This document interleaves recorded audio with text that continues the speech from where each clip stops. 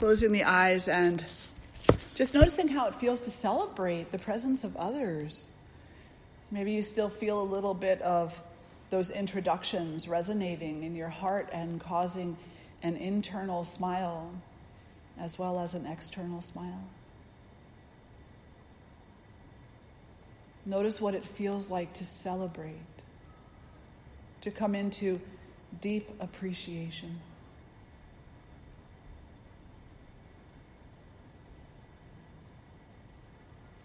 And then drawing the hands together in front of the heart, we'll lift our voices in one beautiful Om to begin our conversation today. Breathing in.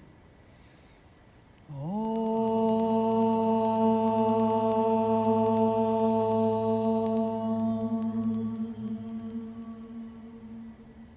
Bowing the head to the heart, acknowledging all that is.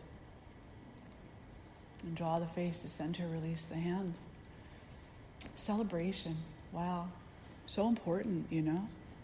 We sometimes forget how simple it is. That all we need to do is open our eyes to see and recognize the beauty that exists in each other, in nature, in the world, in our life. And suddenly we're called to a place of a form of reconciliation or resolution that allows us to more deeply embrace celebration. When things in life are exciting, when we're going away on amazing vacations and, maybe we're going up to the city to see the Empire State Building, or we're going out for dinner with friends, in those moments, it's a little bit easy to relate to the experience of celebration. But in the more mundane moments of life, not so easy. We get caught up in the little irritations. We get caught up in our ideas, our stories, our beliefs. And we forget that the primary reason that we are here in this embodiment and in this life, according to many traditions, is to celebrate. To celebrate. To be grateful for these beautiful connections. To be grateful for all that we see and all that we don't see. Because everything we see and everything we discover that has been previously hidden is an opportunity to come back to the awakening of our own heart. Everything, without exception. See, sometimes we look at ourselves in the mirror and we think, well, I'm a really linear person. Hello, Jeff. I'm a really just straightforward, simple person. But you're not, in any way, shape, or form, simple. As long as you're alive, you're quite complicated. More complicated probably than we need to be, but we are. And in some level, that is of our own making. Just as the weaving of the sweater or the weaving of the tapestry is something that we engage in making, we also have to... You ever get a sweater that was knitted and it got a little pull? And you're like, oh, I can fix that. I'll just pull and then get my little needle out and resew or restitch. But what ends up happening is there's all kinds of knots. There's a patterning. And it's not that easy to darn socks. It's not that easy to mend knit sweaters. It's not that easy to express and experience the beauty and the celebration of life because we get kind of complicated and we have woven a complicated picture together. So we need to look at things in parts.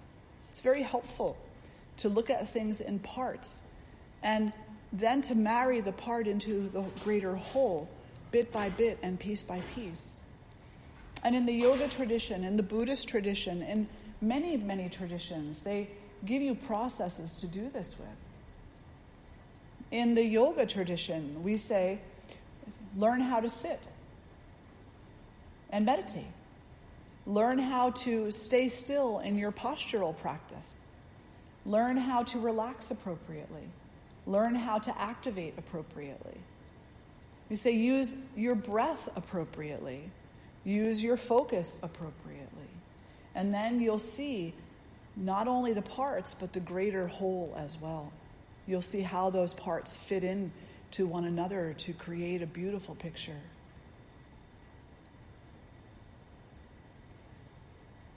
So all traditions provide us with a path, a process, to come to a point of celebration.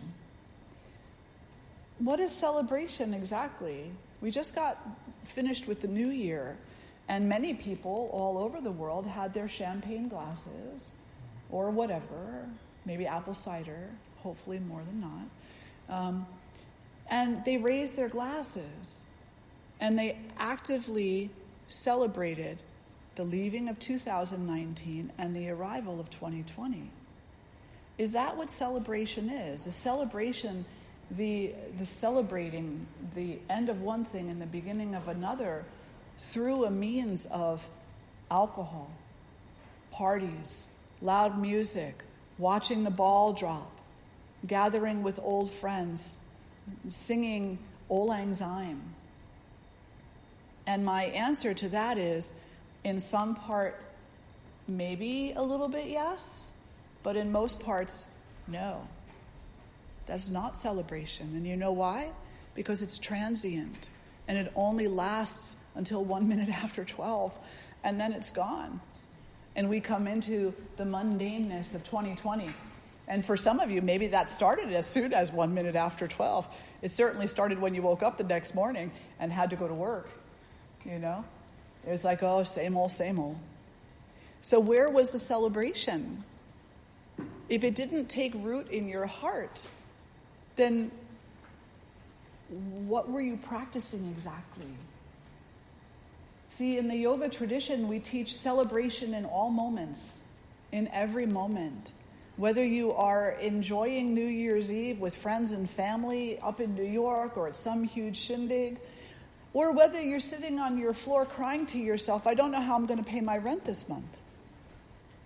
Just the simple fact that you exist between these two extremes and that you have the ability to experience them and you have the ability to come into a deep appreciation of suffering and a deep appreciation of the human heart's capacity to heal, that is where the celebration lies. Does that make sense? We get very caught up in kind of these larger moments, which are beautiful, absolutely, and I'm not demeaning that. But they're not the most profound moments because they actually don't mean anything if you don't understand how to infuse that into everything. Otherwise, there are a series of disappointments and a series of grandiose moments that you become disappointed about because they didn't last long enough. Make sense? Yeah. When we come into a practice of embracing only some moments and not more moments, we come into a practice of judgment and disappointment. We come into a practice of looking out at the world and saying, wow, this is not good. There's nothing good here. There's just another time that I have to look forward to, which will then be over, and then I'll have another year to wait for the next New Year's Eve. And that type of setting ourselves up for some significant level of disappointment is really harmful to the self. It's very harmful to our communities, and it's very harmful to our greater community beyond the local community that we know, love, trust to some extent. It's harmful to our worldview, and it's harmful to our spiritual view. Because if we're only ever waiting until next year, then we're not living now in this moment. See, to me, the new year is not a celebration of 2019 is finally over and 2020 gets to start. Yay, maybe it'll be better. The new year for me was a celebration of the struggle that was, the celebration of all resolution that was able to occur, a celebration of all struggle that is to come, and a celebration of all potential resolution that will happen. Because that's what there is. There is struggle and there is resolution. And having a healthy relationship with both of those things is called balance. Having a healthy relationship. Being a witness in your own life. Being a witness in the lives of others. A non-judgmental witness. The only person that you judge is no one. And that includes yourself. The only behaviors that you judge are your own. And not judging them as in, wow, I'm a really bad person, or wow, I'm a really good person. Judging them by way of, do they bring me closer to this grand appreciation and celebration of life, or do they take me further away?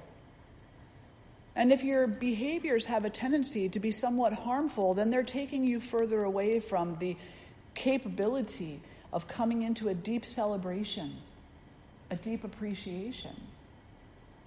And if your behaviors are not harmful, then they're bringing you closer. They're allowing you to be less guilty. Hey, don't you love that emotion? Of all the emotions, guilt is like my favorite emotion because we are all bathing in it all the time, you know? And it stops us from living. It stops us from breathing. It stops us from celebrating. It takes away from us the ability to stand as a non-participatory witness to the suffering and the healing of others. Our guilt takes that from us. But our guilt is not highly useful. Guilt is only useful if we're actually making change in response to it. But if we're just sitting and basking in its glow, then it's not doing anything to us except for robbing our life from us and robbing the potential of celebration from us. So if you've behaved harmfully in the past or recently, anything before this exact moment is the past, then recognize that and dedicate yourself to change. Dedicate yourself to changing harmful behaviors toward the good. And by the good, I don't mean like bolster yourself up and, and allow yourself to be better than others. No. To come toward the good is to recognize all that there is to be celebrated, even in the hardest of moments. You know what you can celebrate in a really challenging moment?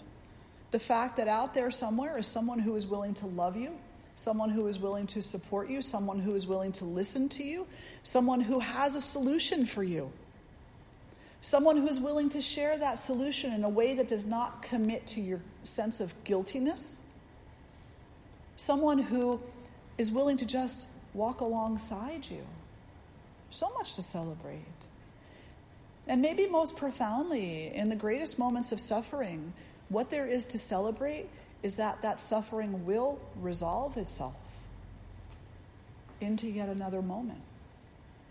And how you embrace that resolution opens the next moment to either a deeper level of peace or a deeper level of suffering.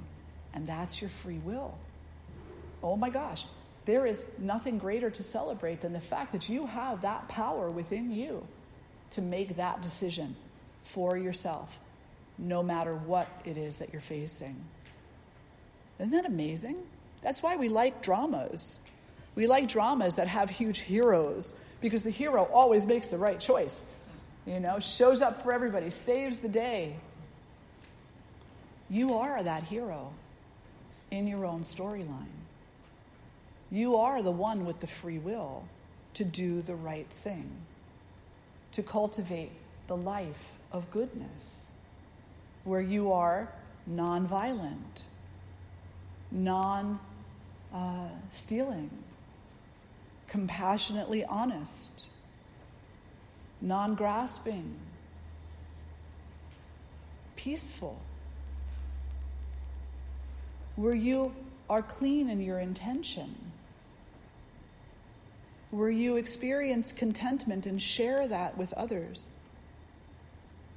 where you have compassionate discipline, where you have no problem studying yourself because first, you're an imperfect person, and second, you're perfectly imperfect. You are something worth watching. We call that swadhyaya in the yoga, self-study. And that there is a text, a scripture, a wisdom available to you that you can look at yourself to and use as a guide to open yourself up even more to understanding yourself, the true nature of yourself, your suffering, your healing, your everywhere in between, and your relationship to the greater concept of unity and God, goddess, whatever you want to call that, it's all the same. I know we get caught up on names, right? It's like, no, it's got to be this. No, it's got to be that. No, actually it doesn't. This would be a little strong statement, so brace yourself. How ignorant are we as the tiny little part of this universe that we represent to pretend to tell that what it should and shouldn't be? In my heart, that's ignorant. That's like, I'm not going to put that into a corner. No. It's all powerful. And in comparison to that, what am I? I love the name Durga. I love the name Shiva. I love the name Krishna.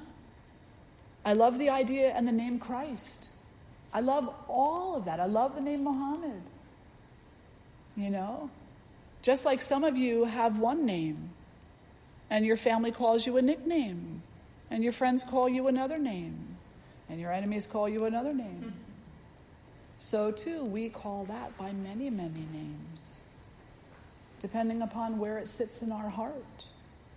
And when we sit in a place of celebration for all that is, and for the potential of all that can be, then we have no problem not even calling that a name, but just saying that, and understanding that is everything, and the consciousness that pervades it.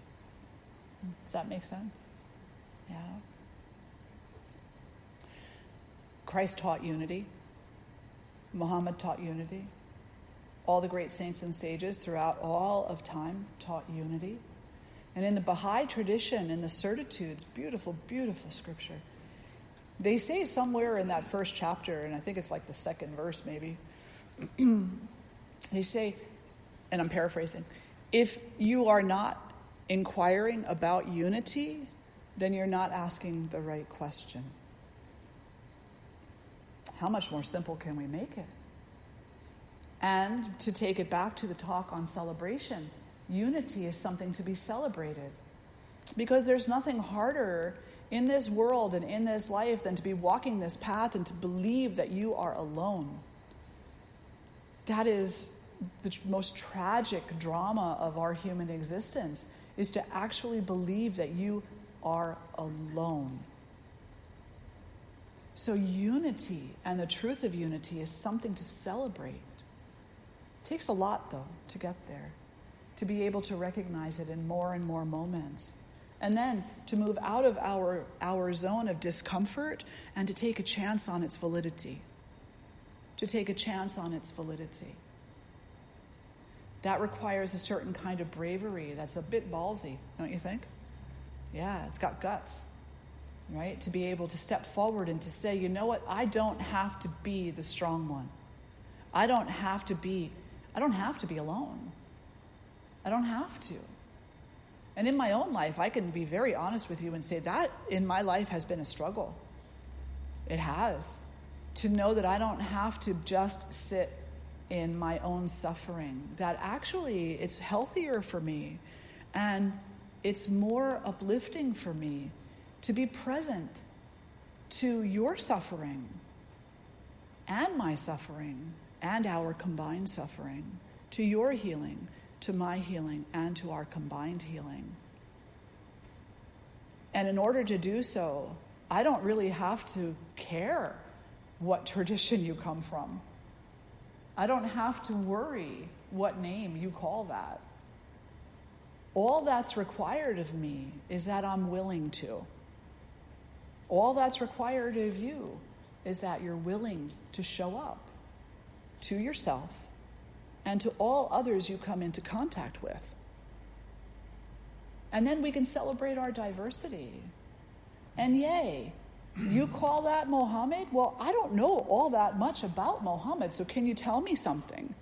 Yay, you call that Jesus? Well, I don't know all that much about Jesus. Can you tell me a little something? You call that Krishna? Wonderful. I don't know all that much about Krishna. Can you tell me something? Where do the lines intersect? Because I guarantee you they do. And that intersection is a point of celebration, not separation. If we're not inquiring about unity, what on earth are we talking about? Do you want to live in a world that is only ever separating? I don't. And I won't. And as often as I can, I will tear down the walls that I myself have built to impose that separation. And instead, maybe I'll plant a field of dandelions or wildflowers or just a place where we can sit and talk and explore. When we start building these walls of separation, when we become less celebratory and more embedded in the idea that our suffering will never end, we have a tendency to lash out at other people. We have a tendency to look out at others and to blame them. It's your fault, it's your fault, it's your fault. Or we look out at another person who's going through something in their life that may cause us to feel uncomfortable, and we become ignorant about their suffering. And we think that their suffering is their fault. And then we come up with solutions for their suffering. This is comical. It's very humorous, actually. Because can any of us actually tell anybody else anything about what they're going through? No, we really can't.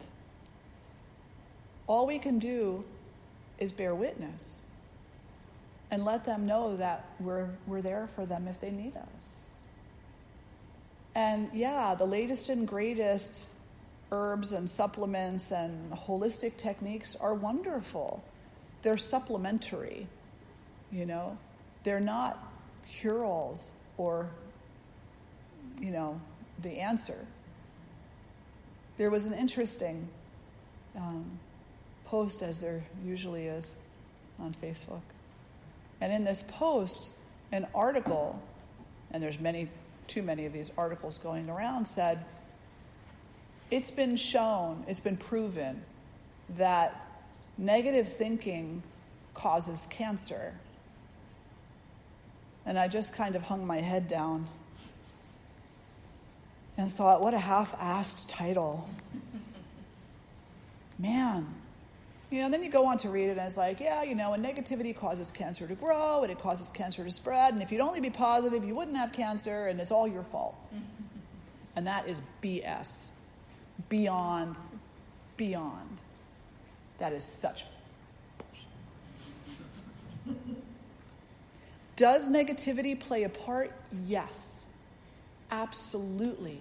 Because what is negativity but the denial of celebration?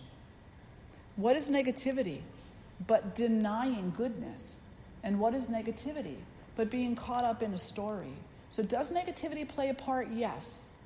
But if today I decide I'm only ever going to be positive, I'm never going to look at anything negative in life ever again, that's it.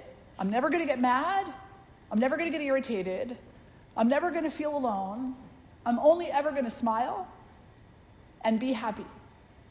Am I guaranteed to never have cancer? No, I am not guaranteed anything. But what might happen is if I look and recognize that I have been stuck in a cycle of negative thinking, and that I have not allowed myself to celebrate enough. And on the one side of the scale, I am very willing to look at my life, at myself, not at you, but at me. I'm willing to turn that lens inward and do my particular work. And on the other side of the scale, no matter how uncomfortable that work makes me, I am willing to celebrate the work, the suffering, and whatever amount of healing comes up. Then the most amazing thing that happens is that my relationship to cancer changes. My relationship to heart disease changes. My relationship to diabetes changes. My relationship to every type of suffering changes. And I begin to have compassion. And rather than blame, I recognize that there's actually a reason. And none of us are going to get away from it. Because everything that happens to us happens for our own awakening and for our own healing. And does it suck much of the time? Oh my God, yeah. Sorry. But yeah, it's hard. And it's even harder to accept that it has purpose. And it's not something to be shoved under the happiness rug, like a piece of inconvenient dust.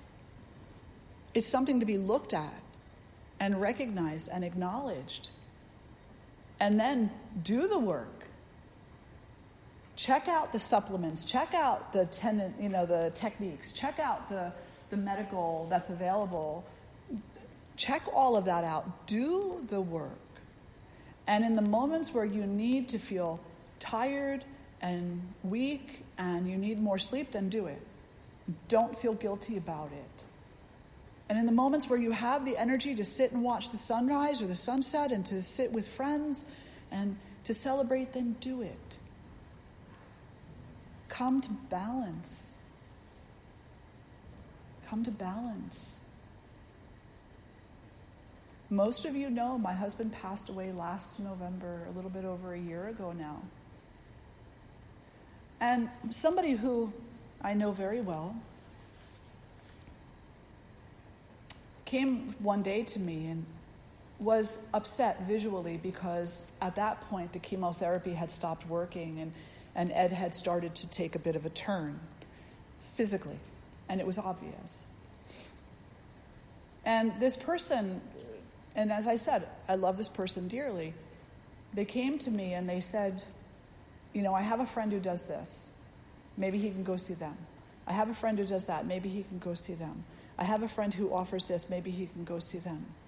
Do you think that if he thought a little bit more positively, that this would turn it around? And I looked at him. I said, how much more positively would you like him to think? That you'll be comfortable with this outcome? Because we're not talking about his discomfort here. We're talking about yours. The doctors told me he would be dead in a year. And he lifted his positivity up to such a height that he lived for 5. And they were good years. Don't you think he's deserving the opportunity to make his own choice? To have his own experience with this? Without you or anybody imposing upon him that he should be more positive? Maybe we should be more positive about the journey that he's taken and is taking. And I acknowledge, I got very upset on behalf of my husband and on behalf of myself, because that journey from life to death is a sacred journey. And it is not to be belittled by anybody who can oversimplify the idea that if you smile, it'll all be okay. Because it won't. But if you lighten your heart through the practices that you learn on your spiritual path, then the burden won't be so heavy, and your relationship to it can change. And then you are not as afraid.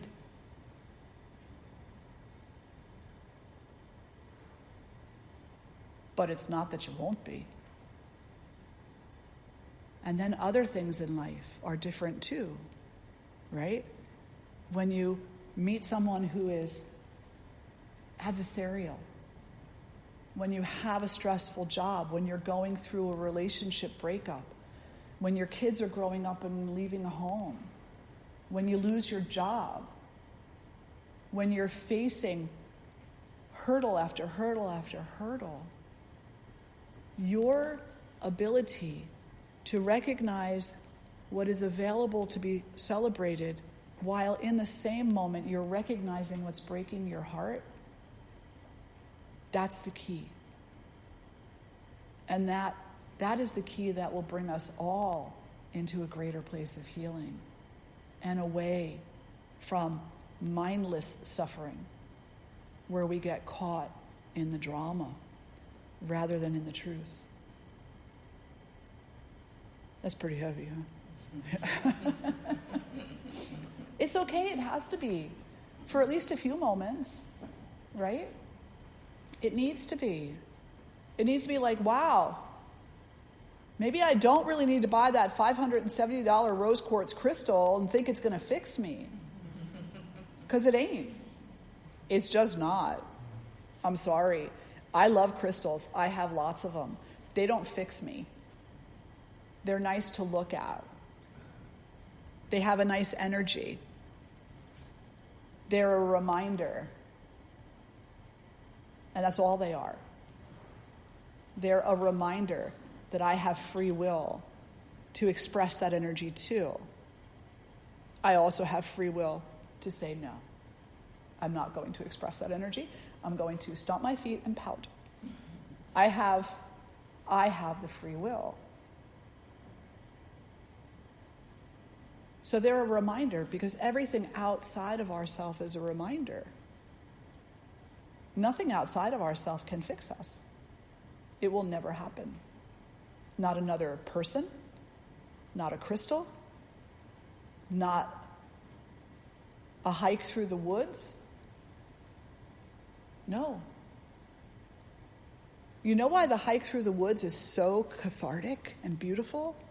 Because when you're hiking through the woods, there is a part of your heart that is remembering oneness. That's why the hike through the woods is so healing. It's because it reminds you. It allows you to remember something, even if you don't know how to put it to words or to bring it forward in a way that others will understand. Does it matter if others understand? No, because they're not on your healing path, only you are. So it matters that you investigate it. And if you are really one with the forest, then do you really have to go to the forest? Or can you invite the forest here in more moments than not? That's another question for another talk, but just set maybe up next week's talk. I don't know. So what do you think? What are your reflections on that? What are your questions, your thoughts? Callie. So when you say to hold space for people, but yet where and how do you draw the boundaries within holding the safe space, creating peace, and not being harmful? That's such a great question. I'm so glad you asked that. Thank you. So, I'm standing here. This is a big room, right? Let's just pretend for a moment this is the world. I'm standing here, and my worst enemy is standing over there on that stage somewhere. Holding safe space doesn't mean that I run dramatically across the room and throw my arms around them and say, "Oh my God, I love you." Because that would be a lie, right? Because if I am willing to call them my enemy, then I don't yet know how to love them. So let's not lie. Yeah? And it doesn't mean that I'm going to sit here and say to whoever it is that I'm talking to, "Oh, you see that person over there? I can't stand them so much, but I'm really working to get past that and to embrace them and make myself look really good while making them look like an idiot." Right? So my intention is going to be clean, and I'm going to hold space for truth. that this is a struggle for me. And it might be a struggle for them. I can't really speak for them. I'm not going to send them intentions of harm. I'm not going to send them intentions of thievery. I'm not going to steal from them. Even the story of why we don't get along, I won't steal that from them because they have their own version. Oh, that's kind of interesting, isn't it?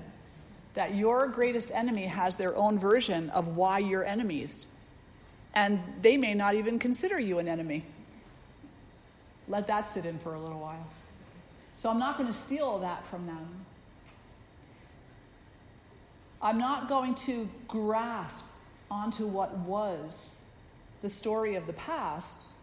Instead, I'm going to dedicate myself to being present now.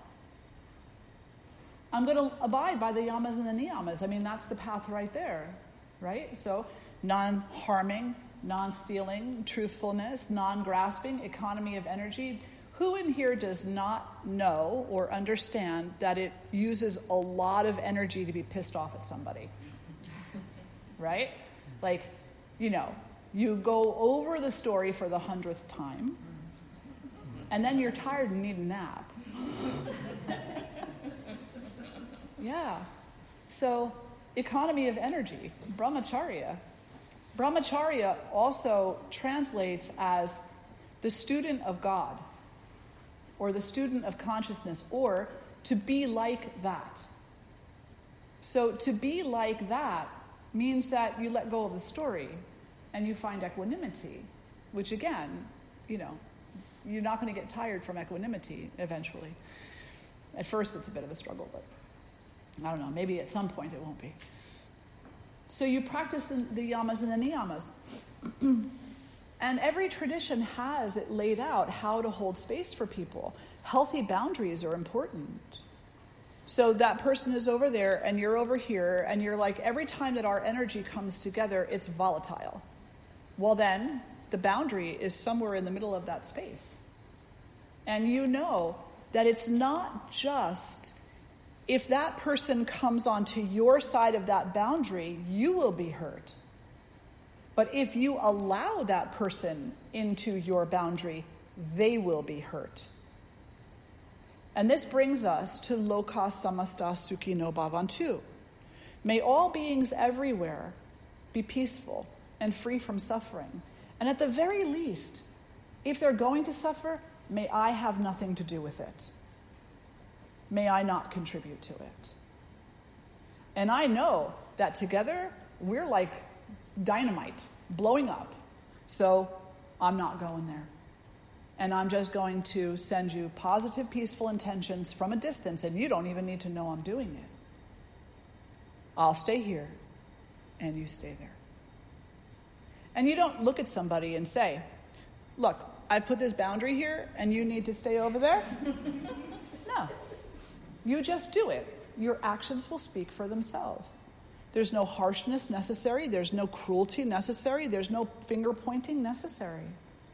You live the life that you wish to have. And you allow yourself to step into your strength, your courage, and your bravery more often than not, so that you can live the life that you want. And that your spirit is quite capable of living. It's not going to be comfortable. People won't know how to relate to you anymore. Somebody came across a picture of me when I was like 20. I was a much different person. I was a heavy partier. I was some blend between a hippie and a heavy metal punk rocker. And my hair was out to here, and I wore metal spikes and much different clothing. A lot of black clothing.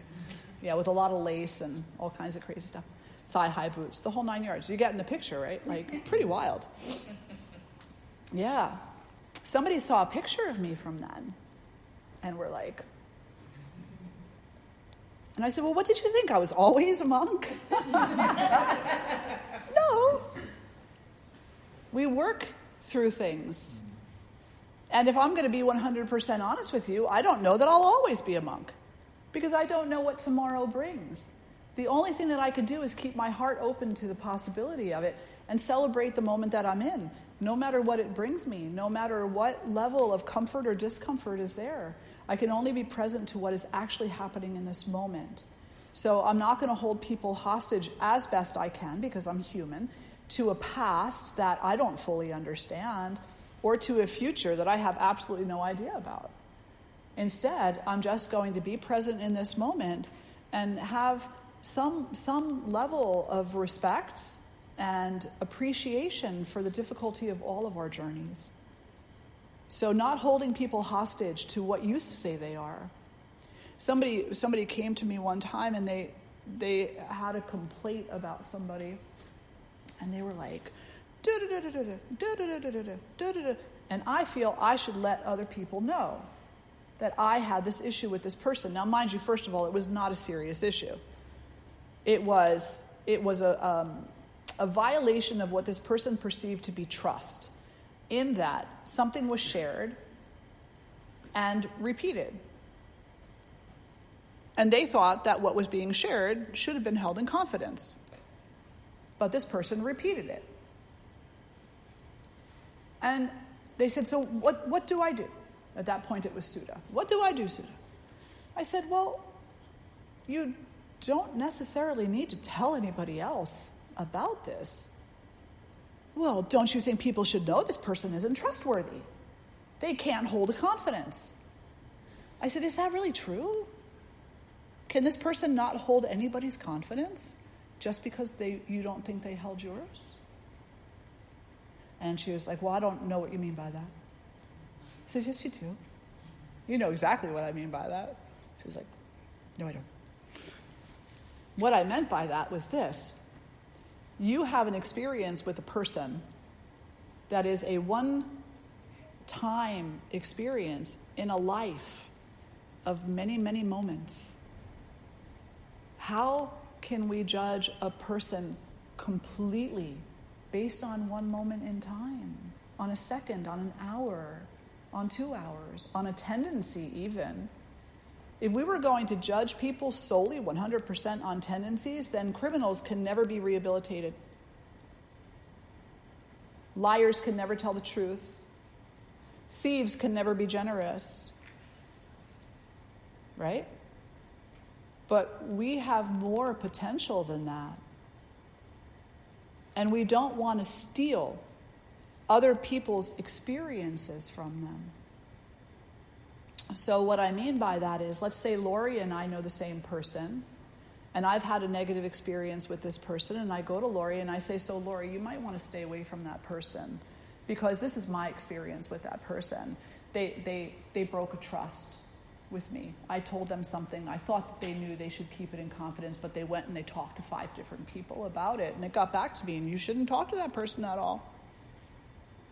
I've just effectively stolen from Lori the potential of whatever her relationship with that person would have been. And how do I know that that person would violate any trust with her? How do I not know, or how do I know that that person would not be a friend, a benefit, a point of goodness in her life? I was in meditation one day. I had a very, let's just say, non-existent relationship with my mother. And I had a lot of years of upsetness and anger and trying. And it got to a point where I was really mad at her, really angry with her. And I would share some of my story with certain people. And I would always end it with, but I love her so much. But it's too late when you end the statement with that. The statement has to begin with that. And then the rest of the statement has to be your problem, not hers. And I'm sitting in meditation one day, I don't even know, 25 years ago or something. And my mother came into my mind. And I started crying. Crying, not because of the relationship that wasn't existent in my mind, but because I realized in that moment that even though we did not have the relationship that I wanted to have, my mother was so kind to people. She would give you the shirt off her back. She was a nurse, and even though she had issues with certain things there, like addiction, she would go to the greatest of extents to see to it that a person who needed medical care got it. Even if they couldn't afford it. She would circle up all her friend doctors and get that person the treatment they needed. I mean, like, she was an amazing human being. And I cried just knowing that all the years I was grasping at why she couldn't treat me that way.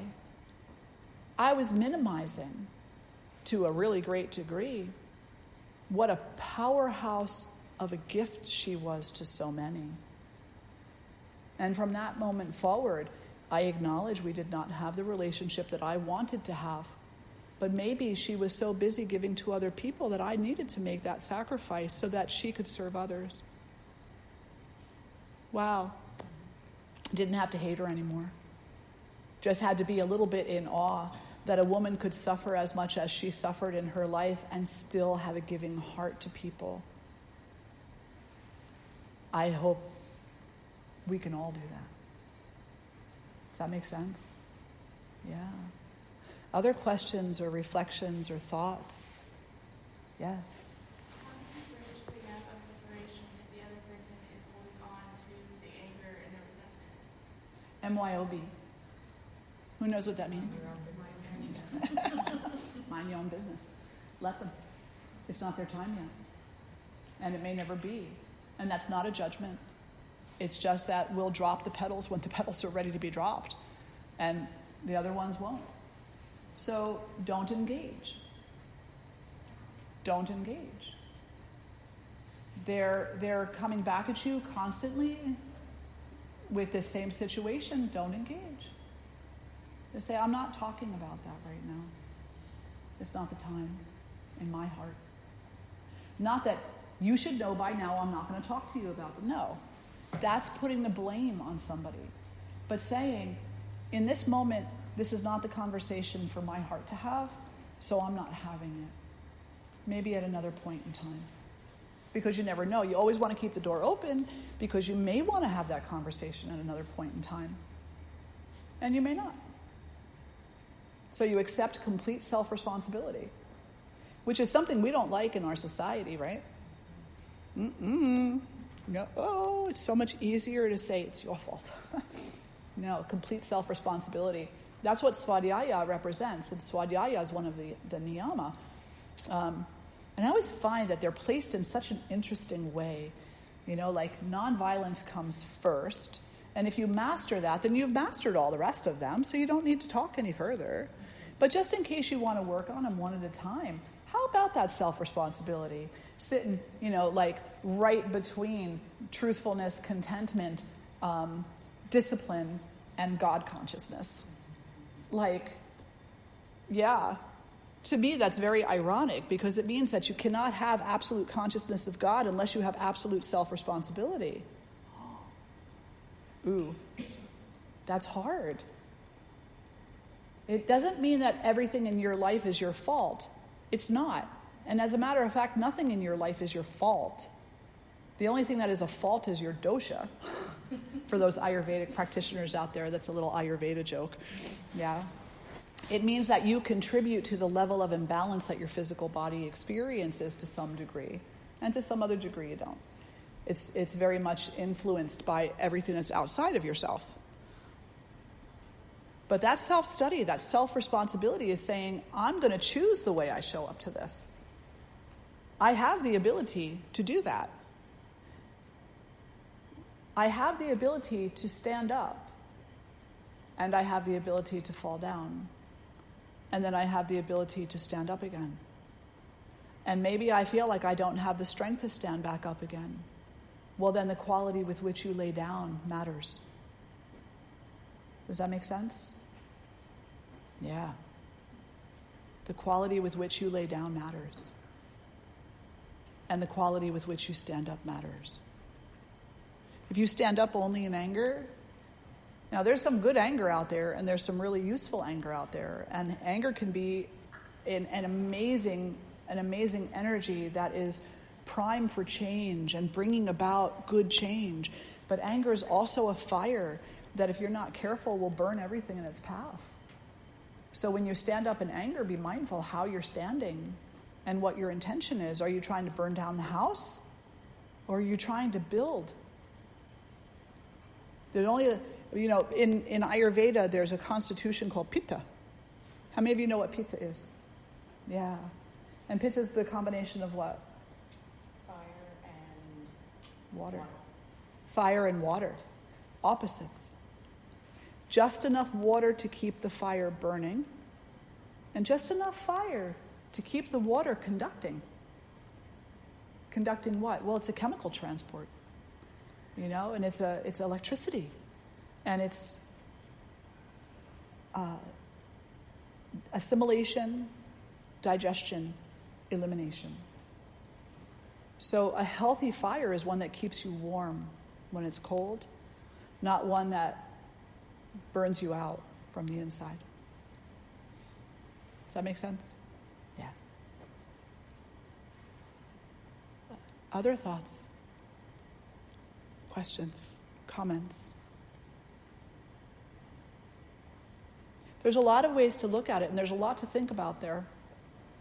And as spiritualists, and you're all here because you are a spiritualist, you're all here because you're on a path of spirituality, on however open of a path that is in your own mind. No matter what direction your inquiry is moving through, you're all inquiring, otherwise you wouldn't be here. Part of that inquiry has to be, what role do I play? Being me, myself, you, yourself, what role do you play in your path? And the reality is you're the only role in your path.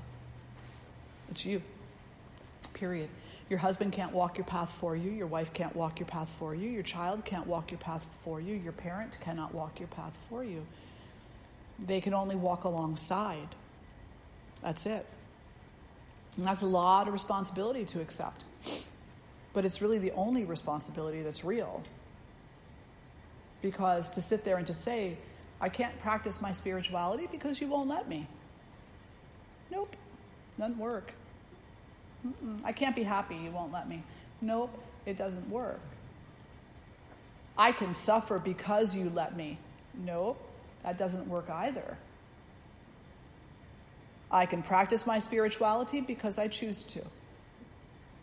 I can be happy because I choose to. And I suffer because I choose to.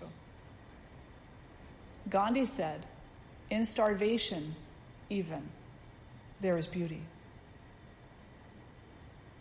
And that's a really challenging picture to be able to see.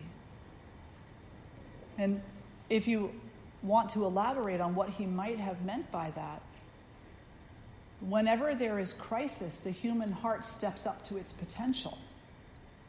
Whenever there is a crisis, human hearts awaken to what is needed rather than what is wanted. And awakening to what is needed and then showing up to that without attachment to the role that you're playing, that's pretty huge in your overall awakening and the resolution of your karma and the abiding in your dharma. Showing up and being the energy of reconciliation, resolution, of love. No need for guilt there, because you come to understand that there was nothing you could have done because you didn't. You practiced your free will. So there's nothing you could have done that would have changed things. But you look and you recognize that A, B, C, D, and E were all parts of the influences that led to this. Now, how do I move forward in a way that invites a more healing energy? And then you commit yourself to that. And that's called living your spirituality. Does that make sense? Yeah. So it's complicated. But it's also very simple. And so we don't need to make it more complicated. We just need to step into the celebration of rediscovery of ourself. The celebration of holding space for other people, whether it's easy or not. Look at that. I kept that healthy boundary. I didn't hurt that person. Not, oh, look, I held my boundary. They didn't get to hurt me this time. No. I held this healthy boundary, and I didn't hurt that person. Because boundaries are not about what other people do so much as what you do and what you allow. And there's complicated parts to that. So just know that that's a really big conversation that can go on for a long time, and maybe we'll have part 2 some other time. But your healthy boundaries that you keep are so that you can celebrate. You can celebrate nonviolence. You can celebrate generosity. You can celebrate truthfulness. You can celebrate dignity in this body and mind and in this heart. You can celebrate every moment being more and more and more like that from which you came. Consciousness. Celebration of consciousness. Seeing things as they are. And lifting the veil of ignorance as it's stated by Krishna in the Bhagavad Gita. Being more and more awake, more and more aware. And then happier as a result. But it's not some fluffy happiness. So we're coming to the end of our time. And I don't know, I kind of got caught on this idea. And I've said it quite a few times, so some of you have probably heard it. But your spirituality is not a unicorn farting sparkles or pooping ice cream. It's just a picture. It's a meme on Facebook, right? It's like, I don't know how it ever happened, but we get this idea that like spirituality is sparkly and easy and fun, and it's going to make me feel real good. Feel good. No. So there's a movie coming out where the unicorns are nasty. Do you know the movie I'm talking about? It's a little cartoonish kind of a movie. It's a Pixar movie or something. Do you know what movie that is? I think it is Trolls. Yeah, it might be Trolls.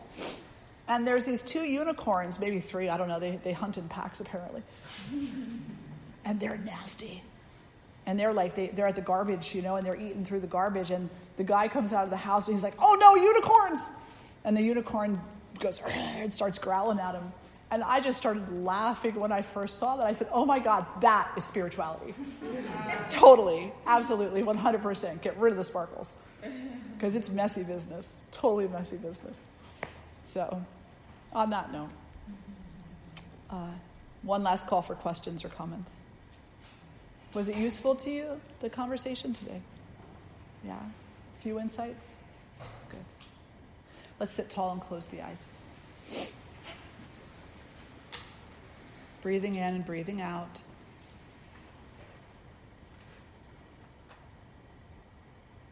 Placing the right hand on the heart and left hand over the right.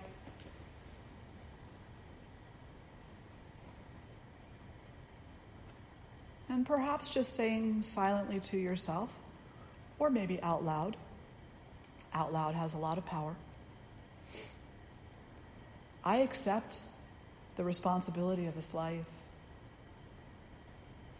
I accept the responsibility of this life. I accept that I can choose to walk nonviolently, honestly, generously, with great energy, without grasping, with clean intention, with contentment, with compassionate discipline, coming to know myself in every moment, studying, what all traditions have to say about the source from which we all came. And finding in my heart the power of devotion and celebration. And finding within my heart the power of serving others, alleviating suffering, and empowering healing. Together we'll lift our voices in one Om. Take a nice breath in. Om.